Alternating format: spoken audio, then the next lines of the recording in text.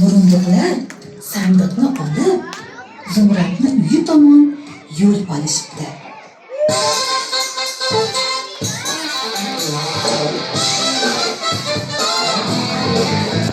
Qaytib keldik. Sandiqni ham olib keldik. Bu yovuzlardan sandiqni qanday qaytarib oldilaring, a? Burunduqlar. Buvijon, albatta bilaman bilan.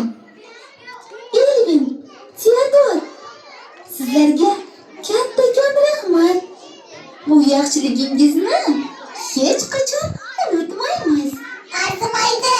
Bugun men sizlarga mazali taomlar pishirib beraman.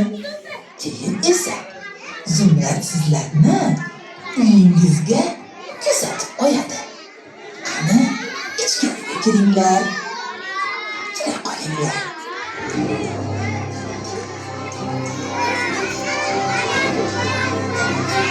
Ertagimizda o'g'illikni yomonligini ko'rdik-a?